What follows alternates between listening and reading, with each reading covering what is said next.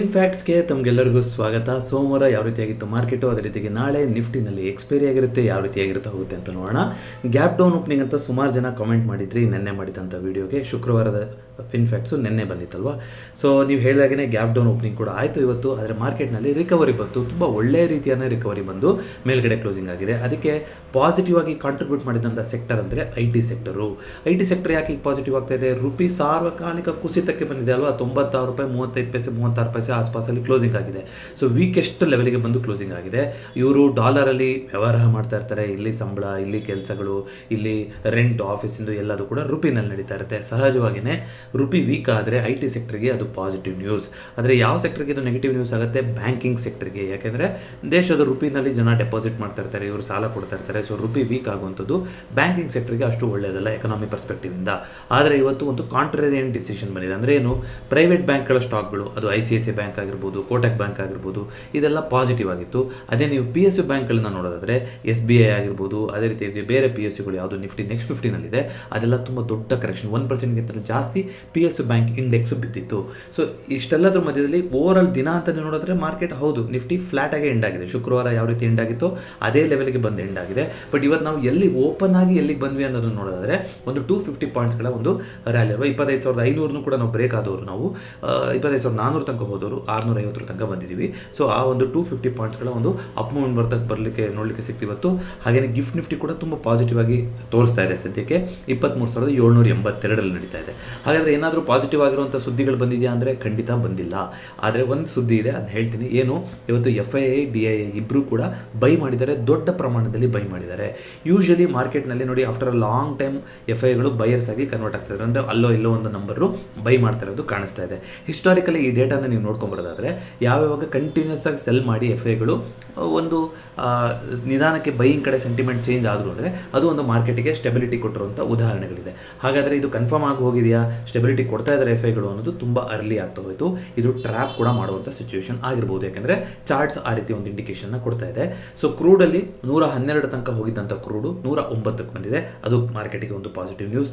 Gold silver ಕೂಡ slight ಆಗಿ ಈಗ ಪಾಸಿಟಿವ್ ಆಗಿ ಇಂಟರ್ನ್ಯಾಷನಲ್ ಮಾರ್ಕೆಟಲ್ಲಿ ಟ್ರೇಡ್ ಆಗಕ್ಕೆ ಶುರುವಾಗಿದೆ. ಇಲ್ಲಿ ನಿಮಗೆ ಗೊತ್ತಿದೆ, ಇಂಪೋರ್ಟ್ ಡ್ಯೂಟಿ, ಕಸ್ಟಮ್ ಡ್ಯೂಟಿ ಇದೆಲ್ಲ ಜಾಸ್ತಿ ಆದಮೇಲೆ ಇಲ್ಲಿ ಆಲ್ರೆಡಿ ಗೋಲ್ಡ್ ಪ್ರೈಸ್ಗಳು ಜಾಸ್ತಿ ಆಗಿತ್ತು. ಹಾಗೆಯೇ ಬೇರೆ ಮೆಟಲ್ ಸೆಕ್ಟರ್ ಅಂತ ನೋಡೋದಾದ್ರೂ ಕೂಡ ಇವತ್ತು ಸ್ಲೈಟ್ಲಿ ಒಂದು ಪಾಸಿಟಿವ್ ಬಿಹೇವಿಯರ್ ಕಾಣಿಸಿದೆ. 96 ರೂಪಾಯಿ 33 ಪೈಸೆನಲ್ಲಿ ನಡೀತಾ ಇದೆ USD INR ರೂಪಿ ಮತ್ತು ಡಾಲರ್ದು. ಹಾಗೆಯೇ ಇವತ್ತು ಇಂಡಿಯಾ ವಿಕ್ಸು ಕೂಡ 4% ಜಾಸ್ತಿ ಆಗಿದೆ. ಅದಕ್ಕೆ ಹೇಳ್ತಾರಂಥದ್ದು ಈ ಅಪ್ ಮೂಮೆಂಟಲ್ಲಿ ನಾವು ತುಂಬ ಹುಷಾರಾಗಿರಬೇಕು, ಇದು ಟ್ರ್ಯಾಪ್ ಮಾಡುವಂಥ ಸಿಚುಯೇಷನ್ ಕೂಡ ಆಗಿರ್ಬೋದು ಅಂತ. ಯಾಕೆಂದರೆ ಇಂಡಿಯಾ ವಿಕ್ಸು ಡ್ರಾಪ್ ಆಗಿ ಮಾರ್ಕೆಟ್ ಮೇಲೆ ಹೋಗೋಕ್ಕೆ, ಒಂದು ಶಾರ್ಟ್ ಕವರಿಂಗ್ ಕೊಡೋಕ್ಕೆ ಅಟೆಂಪ್ಟ್ ಮಾಡ್ತಾ ಇದೆ ಅಂದರೆ ಓಕೆ, ಇಲ್ಲಿ ಇನ್ನೂ ಭಯದ ವಾತಾವರಣ ಇಲ್ಲ, ಮಾರ್ಕೆಟ್ ಒಂದೇ ರೀತಿಯಲ್ಲಿ ಒಂದು ಸಸ್ಟೈನ್ ಆಗಿ ಹೋಗ್ಬೋದು ಅಂತ ಅನ್ಕೋಬೋದಾಗಿತ್ತು. ಆದರೆ ಇಂಡಿಯಾ ವಿಕ್ಸು ಜಾಸ್ತಿಯಾಗಿ ಮಾರ್ಕೆಟ್ ಮೂವ್ಮೆಂಟ್ ಮಾಡ್ತಾ ಇರೋಂಥದ್ದು, ಇದು ಒಂದು ಸ್ಟೇಬಲ್ ಆಗಿರುವಂಥ ಅಪ್ ಮೂವ್ಮೆಂಟ್ ಬಗ್ಗೆ ಹೇಳ್ತಾ ಇಲ್ಲ. ಎಗೇನ್ ಇದೆಲ್ಲದೂ ಕೂಡ ಒಂದು ಲರ್ನಿಂಗ್ ಪರ್ಪಸ್ ಆಗಿರುತ್ತೆ. ಮಾರ್ಕೆಟ್ನಲ್ಲಿ ಇನ್ವೆಸ್ಟ್ ಮಾಡೋದಕ್ಕಾಗಲಿ ಟ್ರೇಡ್ ಮಾಡೋದಕ್ಕಾಗಲಿ ನಿಮ್ಮ ಅನಾಲಿಸಿಸ್ನ ನೀವು ಮಾಡ್ತಾ ಹೋಗಬೇಕು. ಇಂಪಾರ್ಟೆಂಟ್ ಸುದ್ದಿ ಅಂತ ನೋಡ್ತಾ ಬರೋಣ. ಪ್ರತಿದಿನ ಹೀಟ್ ಮ್ಯಾಪನ್ನು ಮಾತಾಡ್ತೀವಿ. ಇದ್ರ ಬಗ್ಗೆ ಕೆಲವರು ಡೆಡಿಕೇಟೆಡ್ ಆಗಿ ಕೇಳಿದಿರ, ಇದನ್ನ ಯಾವ ರೀತಿಯಾಗಿ ಇದು ಹೀಟ್ ಮ್ಯಾಪ್ ನೋಡ್ಕೊಳೋದು ಏನು ಅಂತ. ಟ್ರೇಡಿಂಗ್ ವ್ಯೂ ಅಂತ ಆ್ಯಪಲ್ಲಿ ನಿಮಗೆ ಇದು ಸಿಗ್ತಾ ಹೋಗುತ್ತೆ. ಟ್ರೇಡಿಂಗ್ ವ್ಯೂ ಆ್ಯಪ್ ಬಗ್ಗೆ ಒಂದು ಡೆಡಿಕೇಟೆಡ್ ವಿಡಿಯೋ ಪ್ರೀಮಿಯರ್ ಪ್ಲೇಲಿಸ್ಟಲ್ಲಿ ಇದೆ, ಅದನ್ನ ಚೆಕ್ಔಟ್ ಮಾಡಿ. ಅದರಲ್ಲಿ ನಾನು ತೋರಿಸಿದ್ದೀನಿ ಯಾವ ರೀತಿಯಾಗಿ ಇಲ್ಲಿ ಬಂದು ಸರ್ಚ್ ಮಾಡಿ ಹೀಟ್ ಮ್ಯಾಪ್ನ ತೊಗೊಳೋಂಥದ್ದು ಅಂತ. ಬೇರೆ ಬೇರೆ ಇಂಡೆಕ್ಸ್ಗಳನ್ನು ಕೂಡ ನೀವು ಹೀಟ್ ಮ್ಯಾಪ್ ಹಾಕೋಬಹುದು. ಸೊ ಇಲ್ಲಿ ನಾವು ಮಾರ್ಕೆಟ್ ಕ್ಯಾಪ್ ಆಧಾರದಲ್ಲಿ ಹಾಕೊಂಡಿದ್ದೀವಿ, ಬೇರೆ ಬೇರೆ ಥರ ಹಾಕೋಬಹುದು. ಅಂದರೆ ಅರ್ಥ ಏನು? ಯಾವುದ್ರದ್ದು ಮಾರ್ಕೆಟ್ ಕ್ಯಾಪಿಟಲೈಸೇಷನ್ ಜಾಸ್ತಿ ಇದೆಯೋ, ಅಂದರೆ ಟೋಟಲ್ ಅವ್ರದ್ದು ಎಷ್ಟು ಶೇರ್ಸ್ ಇದೆ ಜೊತೆಗೆ ಅದರ ವ್ಯಾಲ್ಯೂ ಎಷ್ಟು, ಎರಡನ್ನೂ ಗುಣಿಸಿದ್ರೆ ಏನು ಒಂದು ನಂಬರ್ ಬರುತ್ತೋ ಅದು ಆ ಕಂಪನಿಯ ಮಾರ್ಕೆಟ್ ಕ್ಯಾಪ್ ಅಂತ ಕರಿತಾ ಹೋಗ್ತಾರೆ, ಮಾರ್ಕೆಟ್ ಕ್ಯಾಪಿಟಲ್ ಅಂತ. ಸೊ ನೀವು ನೋಡ್ತಾ ಬರೋದಾದರೆ ರಿಲಯನ್ಸು ಮಾರ್ಕೆಟ್ ಕ್ಯಾಪಿಟಲೈಸೇಷನ್ನಲ್ಲಿ ಇಂಡಿಯಾದಲ್ಲಿ ದೊಡ್ಡ ಕಂಪನಿ, ನಿಫ್ಟಿನಲ್ಲಿ ನಂಬರ್ 1 ಮಾರ್ಕೆಟ್ ಕ್ಯಾಪಿಟಲೈಸೇಷನ್ ಇರುವಂಥ ಕಂಪನಿ ಅಂದರೆ ರಿಲಯನ್ಸು. ಎರಡನೇ ಸ್ಥಾನದಲ್ಲಿ HDFC ಬ್ಯಾಂಕ್ ಇತ್ತು. ಆದರೆ ಇವತ್ತೊಂದು ಇಂಪಾರ್ಟೆಂಟ್ ಬದಲಾವಣೆಗಳಾಗಿದೆ. ಏನು ಅಂದರೆ ಆ HDFC ಬ್ಯಾಂಕ್ ಸ್ಥಾನವನ್ನು ಭಾರತಿ ಏರ್ಟೆಲ್ಲು ಕ್ರಾಸ್ ಮಾಡಿದೆ. ಅಂದರೆ ಇವಾಗ ನಿಫ್ಟಿಯ ಸೆಕೆಂಡ್ ಮೋಸ್ಟ್ ವ್ಯಾಲ್ಯೂಯಬಲ್, ಎರಡನೇ ಅತಿ ದೊಡ್ಡ ಮಾರ್ಕೆಟ್ ಕ್ಯಾಪಿಟಲೈಸೇಷನ್ ಕಂಪನಿಯಾಗಿ ಭಾರತಿ ಏರ್ಟೆಲ್ಲು ಇವತ್ತು ಗುರುತಿಸ್ಕೊಂಡಿದೆ. ಅದು ಅಪ್ ಮೂವ್ಮೆಂಟ್ ಕೂಡ ಬಂದಿದೆ. ಹಾಗಂದ್ರೆ ಅರ್ಥ ಏನು? ಇದು ಇಂಡೆಕ್ಸ್ನ ಮೂವ್ ಆಗೋಕ್ಕೆ, ನಿಫ್ಟಿ ಮೂವ್ ಆಗೋಕ್ಕೆ ಇದು ಕಾರಣ ಆಗುತ್ತಾ ಮಾರ್ಕೆಟ್ ಕ್ಯಾಪ್ ಅಂದರೆ? ಇಲ್ಲ, ಅಲ್ಲಿ ಇನ್ನೂ ಒಂದು ಪ್ಯಾರಾಮೀಟರ್ನ ಗಣನೆಗೆ ತೊಗೊತಾರೆ. ಅದನ್ನ ಫ್ರೀ ಫ್ಲೋಟ್ ಮಾರ್ಕೆಟ್ ಕ್ಯಾಪಿಟಲೈಸೇಷನ್ ಅಂತ ಅಂತೀವಿ. ಫ್ರೀ ಫ್ಲೋಟ್ ಮಾರ್ಕೆಟ್ ಕ್ಯಾಪಿಟಲೈಸೇಷನ್ಗೂ ಏನು ವ್ಯತ್ಯಾಸ ಅನ್ನೋದನ್ನ ಶಾರ್ಟ್ ಸೀರೀಸಲ್ಲಿ ಒಂದು ವಿಡಿಯೋ ಇದೆ, ಈ ವಿಡಿಯೋದ ಎಂಡಿಗೆ ಕೊಟ್ಟಿರ್ತೀನಿ, ನೀವು ನೋಡ್ಬೋದು.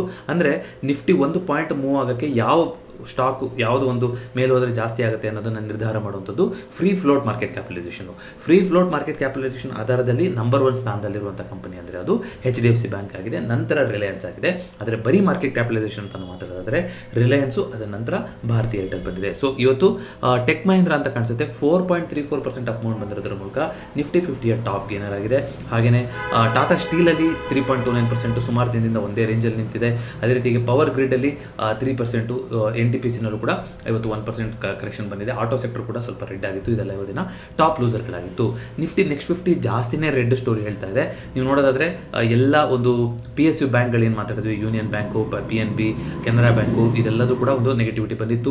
PFC REC ಸರ್ ನೀವೊಬ್ಬರು ಕಮೆಂಟ್ ಮಾಡಿದ್ರಿ, ನಾನು PFC RECನ ಹೊಂದಿದ್ದೀನಿ, ಅದು ಡಿಮರ್ಜರ್ ಆಗ್ತಾ ಇದೆಯಲ್ಲ, ಮರ್ಜ್ ಆಗ್ತಾ ಇದೆಯಲ್ಲ, ಅದ್ರ ಬಗ್ಗೆ ಏನು ಅಂತ, ಅದ್ರ ಬಗ್ಗೆ ನಾನು ನಾಳೆ ವಿಡಿಯೋದಲ್ಲಿ ಹೇಳಲಿಕ್ಕೆ ಪ್ರಯತ್ನ ಪಡ್ತೀನಿ. ಬಟ್ ಎರಡು ಒಳ್ಳೆ ಕಂಪ್ನಿಗಳು ನೀವು ಲಾಂಗ್ ಟರ್ಮಲ್ಲಿ ಹೂಡಿಕೆ ಮಾಡಿದ್ದಾರೆ ಅಂದರೆ ಏನು ತೊಂದರೆ ಇಲ್ಲ. ಸೊ PFC RFC ಎರಡು ಕೂಡ REC ಒಂದೇ ಥರ ಬೀಳ್ತಾ ಇದೆ. ಇದು 3% ಬಿದ್ದರೆ ಅದು 3% ಬೀಳ್ತಾ ಇರುತ್ತೆ. TVS ಮೋಟರ್ಸು ಇವ್ರದ್ದು ಯಾವುದಾದ್ರು ಜನ ಸ್ಮಾಲ್ ಫೈನಾನ್ಸ್ ಬ್ಯಾಂಕ್ ಇದೆಯಲ್ಲ, ಅದರಲ್ಲ ಯಾವುದ್ರಲ್ಲ ಇವರು ಸ್ಟೇಕ್ನ ತೊಗೊತೀವಿ ಅಂತ ಹೇಳಿದ್ರು, ಅದು ಬಿತ್ತು ಇವತ್ತು. ಅದ್ರ ಜೊತೆಗೆ ಇವರು ಸ್ಟೇಕ್ ತೊಗೊತೀವಿ ಅಂತ ಹೇಳಿದಕ್ಕೆ ಇವ್ರ ಕಂಪ್ನಿನೂ ಬಿತ್ತು. ಇವ್ರದ್ರಿಂದ ಏನೂ ಅಲ್ಲ, ಅದು ಒಂದು ಆಕ್ವಿಸಿಷನ್, ಒಂದು ಸ್ಟೇಕ್ನ ತೊಗೊತೀವಿ ಅಂತ ಹೇಳಿದಕ್ಕೆ TVS ಮೋಟರ್ಸಲ್ಲಿ 5% ಕರೆಕ್ಷನ್ ಬಂದಿದೆ ಇವತ್ತು. ಸೋಲಾರ್ ಇಂಡಸ್ಟ್ರೀಸ್ನಲ್ಲಿ 4% ಅಮೌಂಟ್ ಬಂದಿತ್ತು. ಇದು ನಿಫ್ಟಿ ನೆಕ್ಸ್ಟ್ 50ಯ ಟಾಪ್ ಗೇನರ್, ಟಾಪ್ ಲೂಸರ್ಗಳಾಗಿತ್ತು.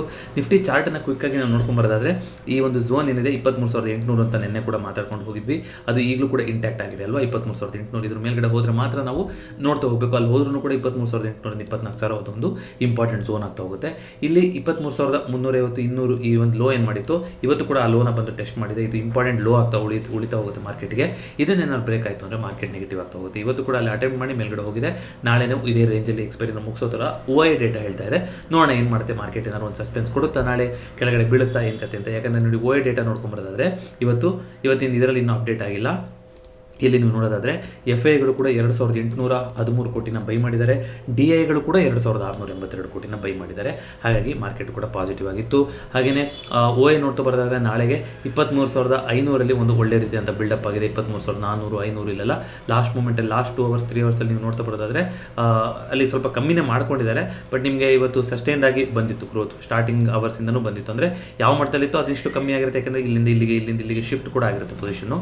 ಆದರೆ ಮೇಯ್ನಾಗಿ ನೋಡಬೇಕು ಅಂದರೆ 24,000 ರೆಸಿಸ್ಟೆನ್ಸು ಇಂಟ್ಯಾಕ್ಟ್ ಆಗಿ ಹಾಗೆ ಉಳಿದಿದೆ, ಇನ್ನೊಂದು ಸ್ವಲ್ಪ ಆ್ಯಡೇ ಆಗಿದೆ. ಅದೇ ರೀತಿಯಾಗಿ 23,800 ಕೂಡ ಇದೆ. 23,600 ಮ್ಯಾಕ್ಸ್ ಪೈನ್ ತೋರಿಸ್ತಾ ಇದೆ. ನೋಡೋಣ 23,400ರಿಂದ 23,800 ಈ ಝೋನಲ್ಲಿ ನಾಳೆ ನಿಫ್ಟಿ ಉಳಿಯುತ್ತಾ ಏನಾಗುತ್ತೆ ಅಂತ. ಸದ್ಯಕ್ಕೆ OI ಡೇಟಾ ಸ್ವಲ್ಪ ಪಾಸಿಟಿವ್ ಆಗಿ 23,500ನ ಪ್ರೊಟೆಕ್ಟ್ ಮಾಡ್ಕೊತೀವಿ ಅನ್ನೋ ಥರ ಕ್ಲೋಸಿಂಗ್ ಆಗಿದೆ. ಹೀಗೆ ಇರುತ್ತಾ, ವೆರಿ ಡೈನಮಿಕ್. ರಾತ್ರಿ ಇನ್ನೊಂದೇನೋ ಹೇಳಿದ್ರು ಅವ್ರಿಗೇನೋ ಆಯಿತು ಅಂದರೆ ಅಲ್ಲಿ ಚೇಂಜ್ ಆಗ್ಬೋದು. ಯಾಕೆ ಈ ಥರ ಹೇಳ್ತಾ ಇದ್ದೀನಿ, ಡ್ರೋನ್ ಅಟ್ಯಾಕ್ ಆಗಿದೆ ಯುನೈಟೆಡ್ ಅರಬ್ ಎಮಿರೇಟ್ಸ್ ಮೇಲೆ, ಒಂದು ನ್ಯೂಕ್ಲಿಯರ್ ಪ್ಲಾಂಟ್ ಮೇಲೆ ಡ್ರೋನ್ ಅಟ್ಯಾಕ್ ಆಗಿದೆ ಅಂತ ಬಂದಿತ್ತು. 3 ಡ್ರೋನ್ಸ್ಗಳನ್ನು ಇಂಟರ್ಸೆಪ್ಟ್ ಮಾಡಿದ್ದಾರೆ ಅಂತ ಬಂದಿತ್ತು. ಸೊ ಕ್ಷಣಕ್ಕೂ ಅಲ್ಲಿ ಎಸ್ಕಲೇಷನ್ ಆಗ್ತಾ ಇದೆ ಸಿಚುವೇಷನು. ನೋಡೋಣ ಯಾವ ರೀತಿಯಾಗಿ ಚೇಂಜ್ ಆಗ್ತಾ ಹೋಗುತ್ತೆ ಅಂತ. ಮಾರ್ಕೆಟ್ಗೆ ತುಂಬ ಪಾಸಿಟಿವ್ ಥರ ಬರುವಂಥ ಸುದ್ದಿ ಏನೂ ಇಲ್ಲ. ಇವತ್ತು FIಗಳು ಬೈ ಮಾಡಿರೋದೇ ಒಂದು ಪಾಸಿಟಿವ್ ನ್ಯೂಸ್ ಅಂತ ಹೇಳ್ತಾ ಹೋಗ್ಬೋದು. ಸೊ F&O ಸ್ಟಾಕ್ಸ್ಗಳಲ್ಲಿ 149 ಡಿಕ್ಲೈನ್ ಕಡೆನೇ ಇತ್ತು, 59 ಅಡ್ವಾನ್ಸಿಂಗ್ ಕಡೆ ಇತ್ತು. ಬ್ಯಾಂಕ್ ನಿಫ್ಟಿನಲ್ಲೂ ಕೂಡ ಮೋಸ್ಟ್ ಆಫ್ ದ ಸ್ಟಾಕ್ಸ್ ಡಿಕ್ಲೈನಲ್ಲೇ ಇದೆ. ನಿಫ್ಟಿನಲ್ಲೂ ಕೂಡ ಅದೇ ರೀತಿ ಇದೆ. IT ಇವತ್ತಿನ ಟಾಪ್ ಪರ್ಫಾರ್ಮರ್ ಆಗಿದೆ. ಹಾಗೆಯೇ PSU ಬ್ಯಾಂಕ್ ಇವತ್ತಿನ ಟಾಪ್ ಲೂಸರ್ ಆಗಿದೆ. ಸೊ ಕ್ಲೈಂಟ್ ಡೇಟಾ ನೋಡೋದಾದರೆ ಕ್ಲೈಂಟ್ ಡೇಟಾ ಇವತ್ತಿನ ಇನ್ನೂ ಅಪ್ಡೇಟ್ ಆಗಿಲ್ಲ. ಅದು ಅಪ್ಡೇಟ್ ಆದಮೇಲೆ ಯಾರು ಕಮೆಂಟ್ ಮಾಡೋದಾದರೆ ದಯವಿಟ್ಟು ಮಾಡಿ. ಅದೇ ರೀತಿಯಾಗಿ ಒಂದು ಸೆಕ್ಟರ್ ರೊಟೇಷನ್ದು ಒಂದು ಹೊಸ ಫೀಚರ್ನ ಬಿಟ್ಟಿದ್ದಾರೆ. ಇದ್ರ ಬಗ್ಗೆ ನಾನು ಅನಲೈಸ್ ಮಾಡಿಬಿಟ್ಟು ನನಗೂ ಕೂಡ ಹೊಸದಿದು ಇದು ತುಂಬ ಇಂಪಾರ್ಟೆಂಟ್ ಅಂತ ಅನಿಸ್ತು. ಇದು ಸ್ಟಾಕ್ ಮೋಜೋ ಪ್ಲಾಟ್ಫಾರ್ಮಿಂದ ಬಂದಿರುವಂಥದ್ದು. ನಿಫ್ಟಿ 50 ಬ್ಯಾಂಕ್ ನಿಫ್ಟಿ ಎಲ್ಲದರಲ್ಲೂ ಕೂಡ ನೀವು ಇಟ್ಕೊತ ಹೋಗ್ಬೋದು, ಯಾವ ರೇಂಜಿಂದ ಯಾವ ಥರ ಸೆಕ್ಟರ್ ರೊಟೇಷನ್ ಆಗ್ತಾ ಇದೆ ಅಂತ. ನೋಡಿ FI ಡೇಟಾ ಬಂದರೆ FIಗಳು ತುಂಬ ಸೆಲೆಕ್ಟಿವ್ ಆಗಿದ್ದಾರೆ ಇವಾಗಲ್ವಾ. ಸೊ ಅವರು ಆಯಿಲ್ ಆ್ಯಂಡ್ ಗ್ಯಾಸ್ ಕಂಪ್ನಿಗಳಲ್ಲಾಗಲಿ, ಫೈನಾನ್ಷಿಯಲ್ ಸರ್ವಿಸಸ್ಗಳಲ್ಲಾಗಲಿ ಇಲ್ಲ ಏನೂ ಕೂಡ ಜಾಸ್ತಿ ಅವರು ಬೈ ಮಾಡ್ತಾ ಇಲ್ಲ. ಆದರೆ ಅವರು ಈ ಪವರ್ ಸೆಕ್ಟ್ರಲ್ಲಿ, ಇನ್ಫ್ರಾಸ್ಟ್ರಕ್ಚರ್ ಸೆಕ್ಟ್ರಲ್ಲಿ, ಟೆಲಿಕಾಮ್ ಸೆಕ್ಟ್ರಲ್ಲಿ ಇಲ್ಲಿ ಸ್ವಲ್ಪ ಇಂಟ್ರೆಸ್ಟ್ಗಳನ್ನು ತೋರಿಸ್ತಾ ಇದ್ದಾರೆ FIಗಳು. ಹಾಗಾಗಿ ನೋಡ್ತಾ ಹೋಗೋಣ ಇದು ಯಾವ ರೀತಿಯಾಗಿ ಚೇಂಜ್ ಆಗ್ತಾ ಹೋಗುತ್ತೆ ಅಂತ. ಹಾಗೆಯೇ ನೆಕ್ಸ್ಟ್ ಯಾವುದು ರಿಸಲ್ಟ್ಸ್ ನೋಡೋದೇ ಬಿಟ್ಬಿಟ್ಟಿದ್ದೀವಿ ಇವಾಗ. ಸೊ ರಿಸಲ್ಟ್ಸ್ ನೋಡಿ, ಇಂಡಿಯನ್ ಆಯಿಲ್ ಕಾರ್ಪೊರೇಷನ್ ಇವತ್ತು ರಿಸಲ್ಟ್ಸ್ ಇತ್ತು. ಹಾಗೆಯೇ ಮೇಯ್ನ್ ರಿಸಲ್ಟ್ಸ್ಗಳಂತ ನೋಡ್ಕೊಂಡು ಬಂದ್ಬೋಣ. ಸೊ ಇದುವರೆಗೂ ಎಷ್ಟು ರಿಸಲ್ಟ್ಸ್ ಬಂದಿದೆ ಅಂದರೆ 1,370 ಕಂಪ್ನಿಗಳ ರಿಸಲ್ಟ್ಸ್ ಬಂದಿದೆ. ಅದರಲ್ಲಿ 809 ಕಂಪ್ನಿಗಳು ಪಾಸಿಟಿವ್ ರಿಸಲ್ಟ್ಸ್ನೇ ಕೊಟ್ಟಿದೆ. ಈಗ ನೆಟ್ ಪ್ರಾಫಿಟು ಕ್ರಮೇಣವಾಗಿ ಇಂಪ್ರೂವ್ ಆಗ್ತಾ ಇದೆ. ಅದು because of the mid cap ಕಂಪ್ನಿಗಳು ಅಂತಲೇ ಅನಿಸ್ತಾ ಹೋಗುತ್ತೆ. ಸೊ ಲಾರ್ಜ್ ಕ್ಯಾಪ್ ಕಂಪ್ನಿಗಳದ್ದು ಸ್ಟಿಲ್ ಸಿಂಗಲ್ ಡಿಜಿಟ್ ಪ್ರಾಫಿಟೇ ನಡೀತಾ ಇದೆ. ಹಾಗೆಯೇ FIಗಳು ಕೂಡ ಜಾಸ್ತಿ ಈ ಮಿಡ್ ಕ್ಯಾಪು ಈ ಥರ ಒಂದು ತುಂಬ ಸೆಕ್ಟರ್ ಸ್ಪೆಸಿಫಿಕ್ ಆಗಿ ಅವರು ಫೋಕಸ್ ಮಾಡ್ತಾ ಇದ್ದಾರೆ. ಸೊ ಪೇಜ್ ಇನ್ನು ಲೋಡ್ ಆಗ್ತಾ ಇದೆ. ಬಟ್ ಇದನ್ನ ಹಿಂದೆನೂ ಕೂಡ ಮಾತಾಡಿದ್ವಿ, ಲಾರ್ಜ್ ಕ್ಯಾಪು ನಿಫ್ಟಿಗಿಂತ ಮಿಡ್ ಕ್ಯಾಪು ಸ್ಮಾಲ್ ಕ್ಯಾಪ್ಗಳು ಓವರ್ ಪರ್ಫಾರ್ಮೆನ್ಸ್ನ ಕೊಡ್ತಾ ಇದೆ compare to large cap Nifty 50 ಅಂತ. ಬಟ್ ಇವತ್ತು ಮಿಡ್ ಕ್ಯಾಪ್ ಸ್ಮಾಲ್ ಕ್ಯಾಪ್ ಕೂಡ ಸಣ್ಣ ಮಟ್ಟದಲ್ಲಿ ಕರೆಕ್ಷನ್ ಕೂಡ ಆಗಿತ್ತು. ಆಗಲೇ ಹೇಳಿದಾಗೆ ಮಾರ್ಕೆಟು ಪಾಸಿಟಿವ್ ಆಗಿ ಕ್ಲೋಸಿಂಗ್ ಆದಂಗೆ ಅನಿಸ್ತು ನಮಗೆ. ಯಾಕಂದರೆ ಗ್ಯಾಪ್ ಡೌನ್ ಓಪನಿಂಗ್ ಆಗಿ ಅಲ್ಲಿಂದ ರಿಕವರಿ ಆಯಿತು. But on day to day ನೋಡೋದಾದರೆ ಶುಕ್ರವಾರ ಯಾವ ರೀತಿ ಕ್ಲೋಸಿಂಗ್ ಆಗಿತ್ತು ಇವತ್ತು ಕೂಡ ಅದೇ ರೀತಿಯೇ ಕ್ಲೋಸಿಂಗ್ ಆಗಿದೆ ಮಾರ್ಕೆಟ್ನಲ್ಲಿ. ಇದಿಷ್ಟು ಇವತ್ತಿನ ಫಿನ್ಫ್ಯಾಕ್ಟ್ಸ್ ಆಗಿತ್ತು. ಈ ವಿಡಿಯೋ ಇಷ್ಟ ಆಗಿದ್ರೆ ದಯವಿಟ್ಟು ವಿಡಿಯೋನ ಲೈಕ್ ಮಾಡಿ ಹಾಗೂ ಚಾನಲ್ಗೆ ಸಬ್ಸ್ಕ್ರೈಬ್ ಮಾಡಿ. ಮತ್ತೊಂದು ಫಿನ್ಫ್ಯಾಕ್ಟ್ಸ್ನೊಂದಿಗೆ ಭೇಟಿ ಆಗೋಣ. 2026 ನಮ್ಮ ಚಾನಲ್ ಮಿಷನ್ ನಿಮಗೆಲ್ಲರಿಗೂ ಗೊತ್ತಿದೆ, ಇನ್ವೆಸ್ಟ್ ವಿತ್ ಇಂಟೆಂಟ್. ಒಂದು ಗುರಿ ಜೊತೆ ಹೂಡಿಕೆ ಇರಲಿ, ಅದು ಶಾರ್ಟ್ ಟರ್ಮ್ ಆಗಿರಲಿ ಲಾಂಗ್ ಟರ್ಮ್ ಆಗಿರಲಿ. ಇದ್ರ ಬಗ್ಗೆ ಡೆಡಿಕೇಟೆಡ್ ವಿಡಿಯೋ ಪ್ರತಿ ವಿಡಿಯೋದ ಡಿಸ್ಕ್ರಿಪ್ಷನ್ ಸಿಗುತ್ತೆ. ಇಂಟ್ರೆಸ್ಟ್ ಇದ್ದರೂ ಚೆಕ್ಔಟ್ ಮಾಡ್ಬೋದು. ಮತ್ತೊಮ್ಮೆ ಭೇಟಿ ಆಗೋಣ. ಎಲ್ಲರಿಗೂ ನಮಸ್ಕಾರ.